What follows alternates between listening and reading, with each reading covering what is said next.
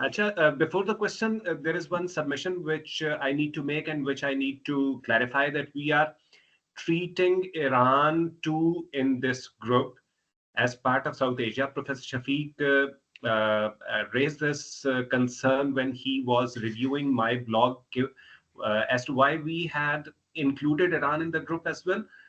We included it because there were certain fora which were treating Iran as part of South Asia.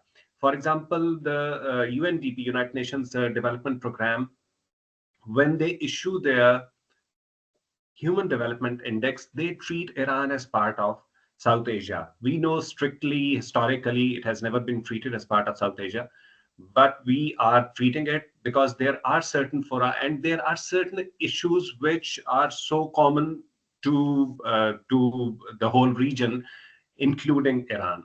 So that was one submission. Now, my question, it is more of an academic nature. Uh, we remember that when Trump was in power, and let's hope he was in power only for once and never comes back in a week's time. So, when Trump was in power, he showed his disdain for NAFTA, North Atlantic Free Trade Agreement. He showed his disdain for NAFTA and went to the extent that he would want to pull America out of NAFTA, pull the US out of NAFTA. And then during it was Boris Johnson's time, and Zishan was on the team when they pulled the UK out of the European Union.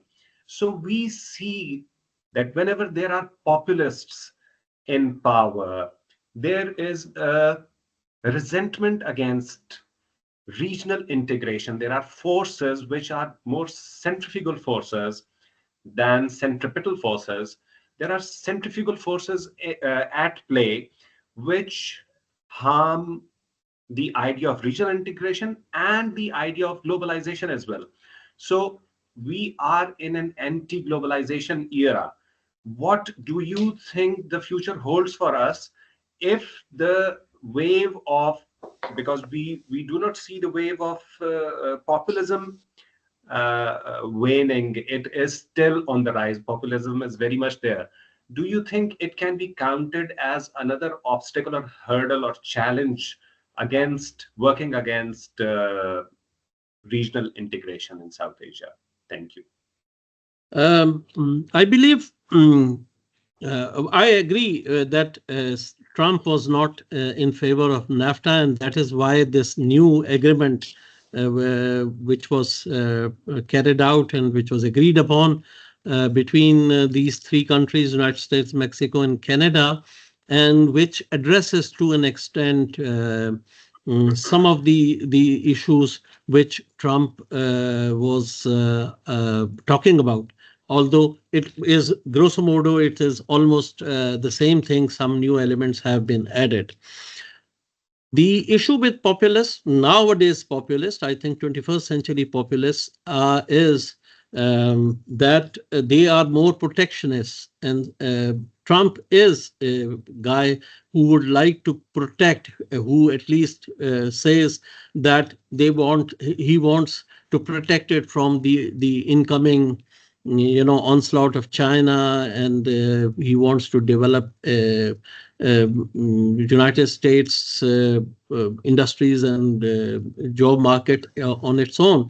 But the fact remains that the world has become globalized, that there has been a lot of movement where the synergies have developed, in which these populists would not be able to do more except when being a spanner in the wheels, and they would have to agree. For example, with the trade with China, Trump put on these sanctions. Biden has kept on those sanctions, but they have not tried to. The limit of Chinese exports to United States has not been hurt a lot. And definitely China has in the meantime developed a lot of weightage on because of its presence in other regions also, and because of its positions on other areas also.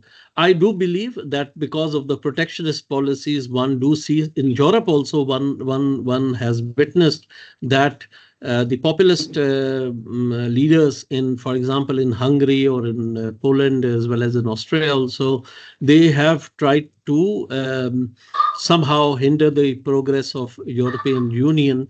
But at the end of the day, the economic integration of the regions of the natural regions would always be of high importance to the countries of that region. I suppose that with the coming of Trump, definitely uh, his emphasis would be the same as we see the Biden administration. It would be more focused on their relationship with India and the Indians' position vis-a-vis China in the Indo-Pacific region. And other countries of the South Asian region may not get enough attention because of that. In any case, most of its their United States interactions with the other countries have been transactional rather than long-term in the long-term perspective. Let's hope something good would come out on the 5th of November, although not much would change as far as their positions are concerned on South Asian integration.